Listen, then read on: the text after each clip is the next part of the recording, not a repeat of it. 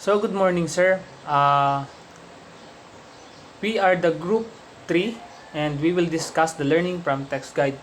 So, but first, we have here the objectives of our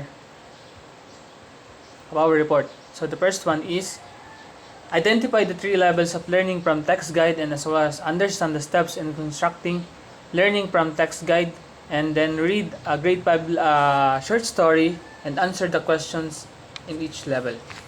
So, learning from text guide, it is the process where the students learn by reading and analyzing text. So dito sa learning from text, kung ating mapapansin is, yung mga bata is natututo or they can learn through the text or through comprehension of the text or the text content. So the students can learn through reading and analyzing. So it is not only involved it is not just only reading, but you have to comprehend what is the main content or what is the main point of the text or from the text that the text guide are kung ano man yung nilalaman ng isang content ng isang book or isang basa process. So the author suggests that the teachers analyze the relevant content and break it down into 3. So the author of this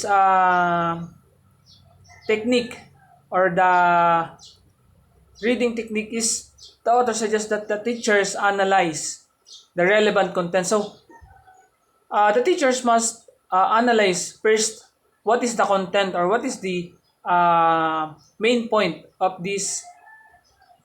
the relevant content or the content of the text guide. So and then you will break it down into 3. So kinakailangan na maisa-isa or matingnan yung specific para mas makita or mas maintindihan ng mga bata kung ano man yung nilalaman ng isang text. Or it is just for the students to comprehend or not just only to read the selection but also to comprehend what is the main content of the selection or text.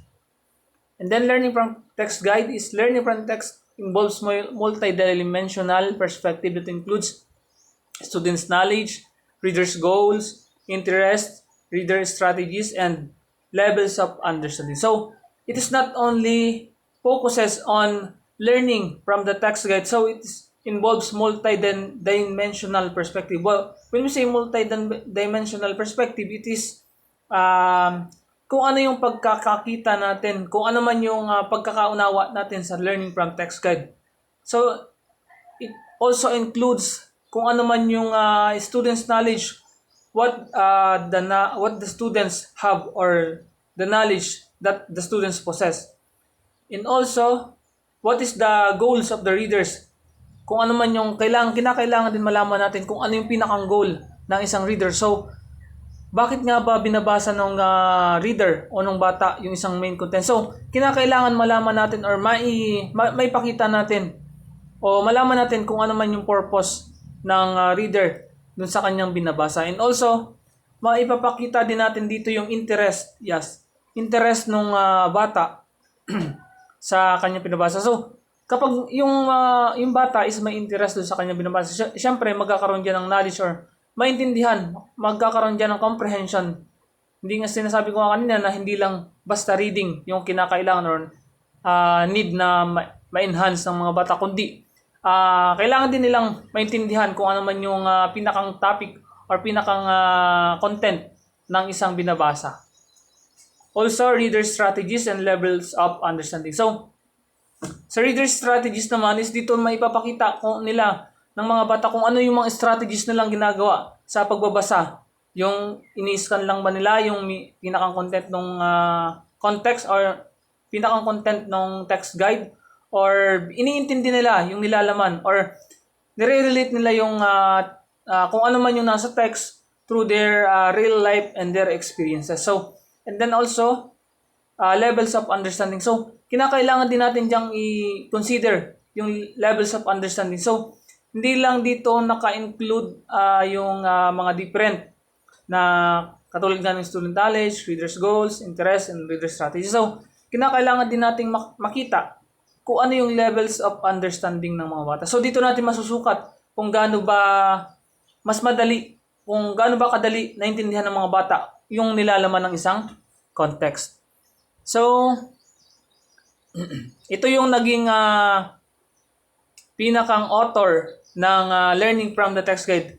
It is from Singer and Donlan of 1980. State that the reading objectives can be divided into two types, the cognitive and affective type. So, pag sinabi naman natin cognitive and affective, kapag sinabi natin cognitive is nakapokus lang ito sa knowledge. Knowledge in knowledge na nabubuo or knowledge na mas only nakapokus ito sa mga knowledge na dapat nating makamit o na dapat makamit ng isang bata sa pamamagitan ng pagbabasa or through reading. And then also affective, so kinakailangan din yung objectives is na-appreciate. Kapag sinabi natin appreciate, affective is na-appreciate natin yung isang bagay or na-appreciate natin kung ano yung purpose nung bagay na yun sa katulad na nga sa pagbabasa. Then also underlying this notion is their belief that mastery of objectives as a lower level is necessary for mastery of objectives for higher level. So, according din dito na kinakailangan na ma-master muna nila yung lower levels of objectives. So, kinakailangan na, syempre yung pinaka-basic knowledge, syempre reading. Kinakailangan muna nilang ma-master yun and then sa kanila sa magpo-focus or sa kanila mas maintindihan or makakamit yung objectives dun sa higher level. So, kapag natuto na silang magbasa, natuto na silang naintindihan na nila yung isang text or yung normal text. So, mas makikita pa nila or mas maintindihan pa nila yung more complex na or high levels ng text guide or sample ng mga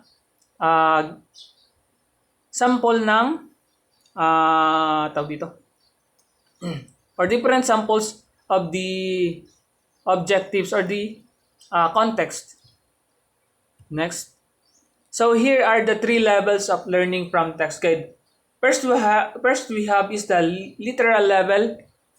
The second one is inferential level, and the third one is the generalization level. So first we have is the literal level. So information that is explicit or directly stated. So kapag sinabi naman natin literal mismong idadirect na natin doon sa point. So makikita natin doon sa context or doon sa binabasa or kaya nga learning from text guide. Sa text guide makikita natin na yung information na dapat nakalagay doon sa isang text is explicit or directly stated. Hindi yung wala na bang paligoy-ligoy, basta doon lang nakalagay kung ano yung dapat matutunan or yung dapat na information na makuha ng mga bata. So yung kinakailangan doon lang sa literal level nga na all of the information that are involved in the text guide should be explicit. Mas maganda nga kung yun nga directly stated or mas maigsi yung mga text na nun para hindi na malito yung mga bata or mag-isip pa ng more complex. Mas maganda na maigsi ngunit tawag dito. Maigsi yung mga information but yun yung pinakang information na hinahanap. Yun bagay yung pinaka-importanteng information na dapat nandun naka-clearly stated in the text guide. So kapag sinabi na nating inferential level is information that reflects significance of relationships, inferences, and interpretation. So dito naman sa inferential level, so dito na nga sa literal level is kung dito sa literal level is yung mga information niya is explicit or directly stated. So dito naman sa inferential level, yung information naman dito na nandun sa mga text guide is kailangan nagre-reflect sa atin or sa kung ano man yung situations na meron tayo as well as yung mga experiences, kung ano yung man yung interpretations natin sa mga ganitong bagay or so ganitong mga topic or situation. So, kinakailangan dito sa inferential level is nai-reflect natin yung kung ano man yung content ng isang text guide sa pamamagitan ng ating mga experiences and as well as kung ano man yung ating naiisip or inferences o yung ating mga knowledge na meron tayo or yung mga knowledge na nakukuha natin. Yan. And then sa generalization generalization level naman is information that lends itself to generalization and evaluation. So, kapag naman sinabi natin generalization level is kung ano man yung based on the context or the text guide is nai-generalize natin or nai-evaluate natin kung sa sarili natin kung mas nakuha ba natin yung objectives, naintindihan ba natin yung context, or may knowledge ba tayong natutunan dun sa text guide na binasa natin. So, dito natin maipapakita kung o dito makikita natin sa mga bata kung naintindihan ba nila or kailangan pa ba ng another option para mas lalong mas maintindihan ng mga bata. So dito, sa pamamagitan ng generalization level, is makikita natin kung kailangan pa ba nating i-improve or i-improve yung text guide na ginagamit natin upang mas maintindihan ng mga bata kung ano man yung topic or knowledge na nilalagay natin or need na maintindihan ng mga bata sa pamamagitan ng text guide. So, yun nga. Those are the three levels of learning from text guide: the literal level, inferential level, and the generalization level. So next, dito nga ipapahapyawan ko lang ulit, the literal level is it is the most fundamental part of reading. It covers both recognizing words on a page and connecting these words into their meaning. So dito sa pamamagitan nga ng literal level, sinasabi nga dito na it is a fundamental. Kapag sinabi natin fundamental, is a basic part of reading. So, kinakailangan dito, mas maintindihan ng mga bata or kinakailangan yung bata is may knowledge na about sa pagbabasa. So, kinakailangan, syempre, kapag naman dito, hindi pa marunong magbasa yung bata, paano niya maintindihan or paano niya mauunawaan yung mga text na nandun sa text guide. And also, it covers both recognizing words on a page and connecting these words into their meaning. So, dito nga sa literal level, kung ano nga yung literal na sinasabi dun sa text guide is kino-connect natin yung words na yon sa kanilang mga meaning. So, halimbawa, ang words na nakikita natin dun is message. So, kung ano man yung message or halimbawa, kung ano yung tinutukoy na message na sinasabi dun sa text guide, is yun yung ikukunik natin dun sa meaning na kinakailangan nating maipakita or kinakailangan malaman ng mga bata sa true reading.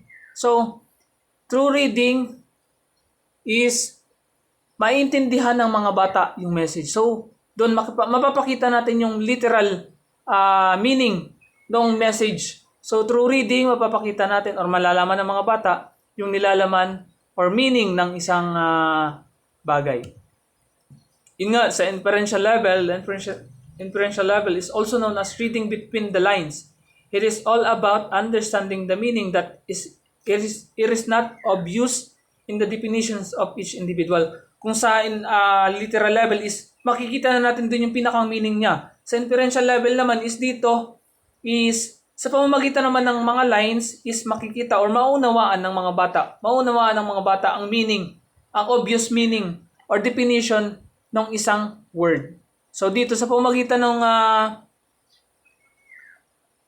sa pamamagitan ng kinakailangan muna nating maintindihan yung isang linya bago natin maunawaan kung ano ba yung tinutukoy dun sa word na yun. So, kung may kukumpara natin ito sa literal level na sa word pa lang is makikita na natin yung tunay na meaning ng word. So, dito naman, kinakailangan natin munang basahin muna natin yung isang line bago natin makuha or bago maintindihan ng mga bata yung tinutukoy na definition ng word dun sa loob ng isang paragraph or dun sa loob ng isang lines.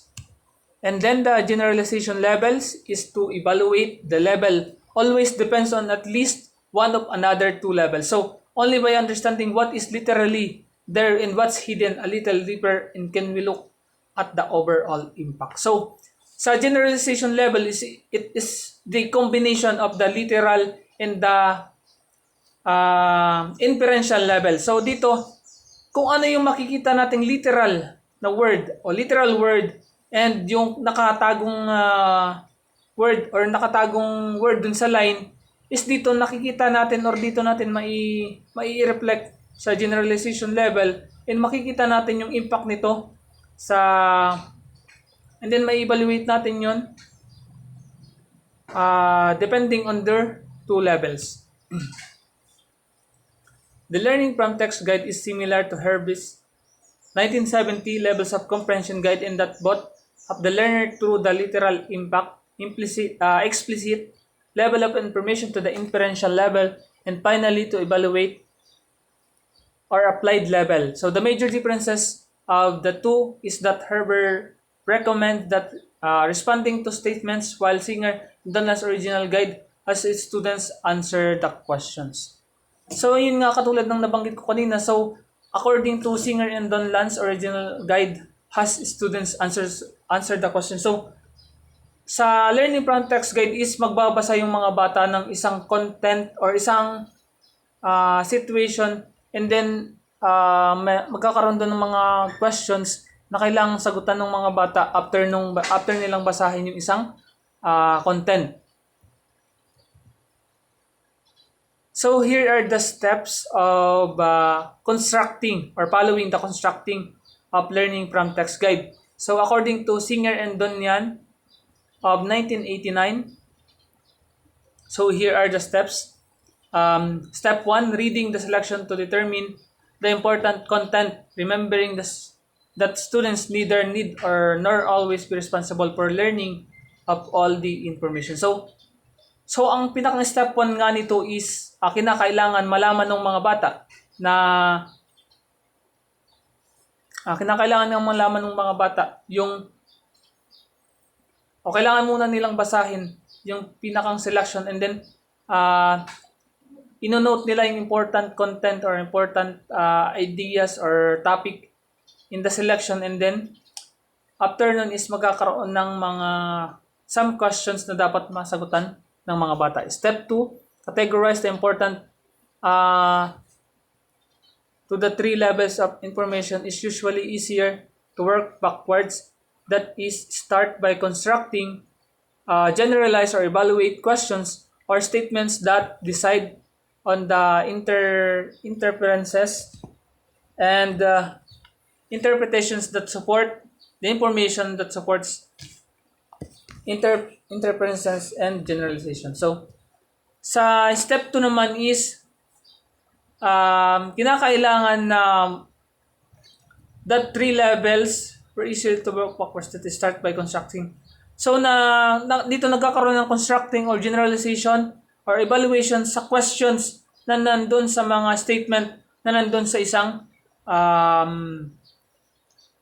selection. So, doon na na-evaluate ng mga bata or na-generalize ng mga bata kung ano yung sinasabi or kung ano ba yung sa pamamagitan nun, mas naintindihan. So, sa pamamagitan ng mga questions, nakakatulong ito para mas maintindihan lalo ng mga bata kung ano man yung nilalaman ng isang context. Step 3, for the explicit factual level of the guide, intersperse statements that appear in the text with a few that don't. So the students must differentiate the two, writing down the page numbers for the statements. Or you can indicate the page numbers in which the answers appear. So, dito naman in answering the questions, based on the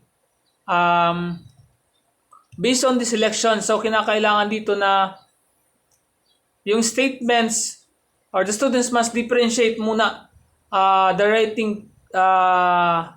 differentiate the two, writing down page numbers. So, kinakailangan nakalagay doon or naka-indicate doon yung mga page numbers para madali natin makita kung ano man yung mga answer ng mga bata. So, then, step 4, construct the inferential level of the guide. It is important to develop questions or statements that will help the students perceive the relationship among sentence or infer or interpret information to arrive at a conclusion. So, kinakailangan din dito sa step 4 naman is makonstruct sa pamamagitan ng inferential. Kapag sinabi nga natin inferential level, it is yung between the lines or naintindihan ng mga bata or dapat maintindihan ng mga bata yung meaning ng isang word across dun sa lines or across the given lines or the statements.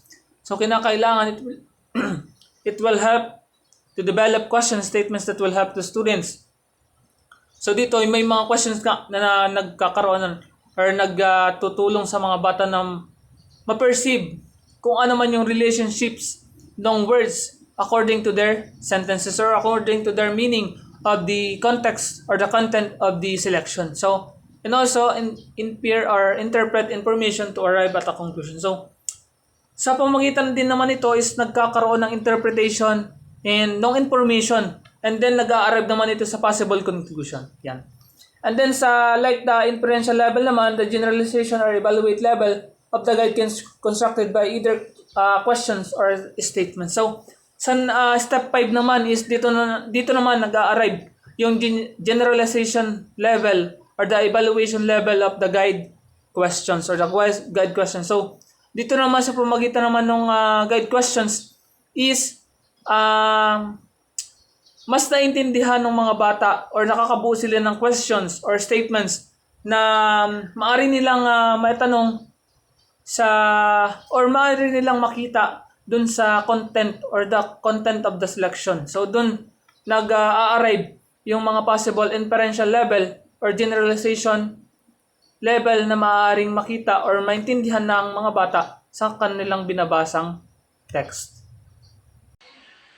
Let's continue our discussion, and according to Mr. Jasper Alcratos, learning from text guide is they have three levels, which is literal level, inferential level, and generalization level. And according nga kay Swinger and Doonyan, 1989, they have a 5 step to constructing learning from text guide in short stories. So I have here an example of learning shorter stories that learning from text guide, grade 5, English grade 5. So I will read the short stories, and after that, I have questions that include 3 levels from learning from text guide. Title with Jump Around. Good day, grade 5 learners. Are you ready to listen to short stories? Yes, ma'am. Yes, very good. I will read first the short stories, and I have questions that I give you. Title of our stories is Jump Around. I could hear kids cheering all around me. It was Nikki's birthday party, and we were all having fun in the bounce house. We were jumping up as high we could and falling down to let the soft ground catch us. I love jumping in bounce house. I wish I could have one of these in my backyard, I thought. I decided to look up the price of a bounce house when I got home. It was too expensive for me. Maybe if all my friends and I put money together, we could buy it. I found them playing outside and I asked. Jake said, "That would be assumed?" "Yeah, I am," replied Kate. "I see how much money I have at home," said Jane. The next day, we all gathered to see how much money we had. After counting it, we found out we had enough. I talked to my parents about my idea. That would be a lot fun for you and your friends. We do have space in our backyard, but there are some things that I don't you consider. We would have to use our electricity to blow it off every time someone wanted to use it. That would cost more money and would cost money to fix it if it ever got a hole in it or anything. Are you going to pay for the electricity and repairs yourself? Dad asked. "You're right, I didn't think about that," I replied. "I could ask everyone to pay a little bit every time they use it, I guess. That could work, but do you all have enough money for that?" As, Mom, I'm not sure, I said. Maybe something beside the bounce house will work better than you like the bounce house because of how fun it's jump to high and not above to land on your feet, right? What about big na trampoline? Mom suggested. That's a great idea, I exclaimed. Great! Before we agree to something like that, all your friends in the neighbor could use, we need to make sure everyone be safe. That's mean we need to see if there extra safety equipment we could buy for the trampoline. And we need to create the rules. Does that make sense?